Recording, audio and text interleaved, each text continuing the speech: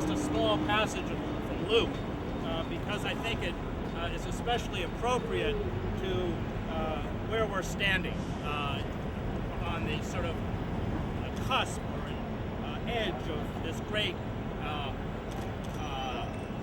morass of financial speculation and worship of money. Now this is from Luke chapter 8.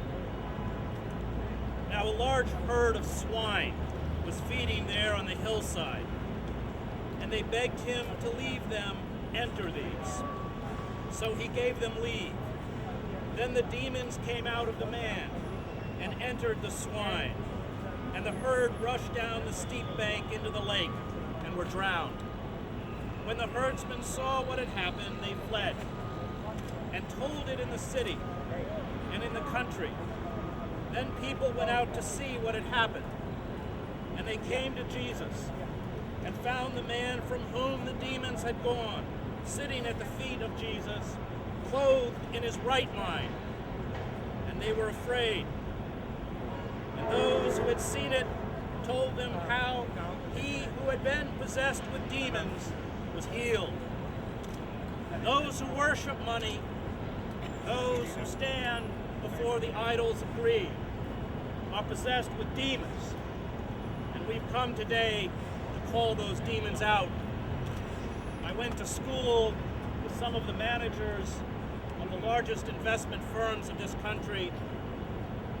I have been into the floors where they do their trading. And these people, obsessed with personal enrichment and empowerment, who have decided to build tiny monuments to themselves as the product of their lives, are consumed by demons, the demons of greed.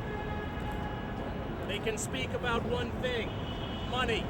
The money they have made, the money they are making, and the money they will make. Nothing else is important. Not those they love, not the community, not the ecosystem that they are destroying for quarterly profit. When you are possessed by demons, you lose the capacity for the sacred. Everything becomes a commodity. Human life becomes a commodity. The natural world becomes a commodity that you exploit until exhaustion or collapse. And in theological terms, people who orient their lives and have the power to orient our society in that direction are servants of death. These are forces of death. And what we have come to do today is stand up and fight for the forces of life.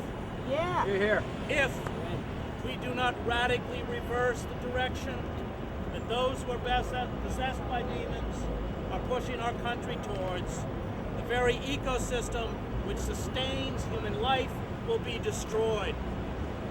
That is what we are up against. That is what we are fighting.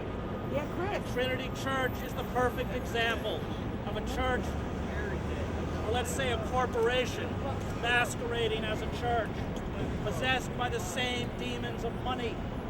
One of the reasons the Episcopal diocese will not speak out for justice is because they depend, I think, for about a third of their income on money raised by Episcopal Church. What kind of a church is it that can have as one of its tenants Goldman Sachs,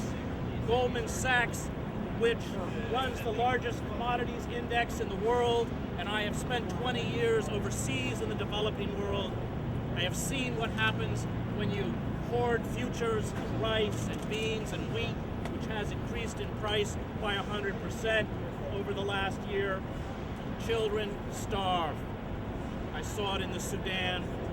I've seen it in the Congo. I've seen it in New Delhi, the slums of New Delhi. Those who trade human life for money are possessed by demons, and we come here today, like Jesus, to call those demons out. And those who cannot free themselves from the grip of demons like that herd of swine plunge over the cliff in a great orgy of self-destruction and self-annihilation.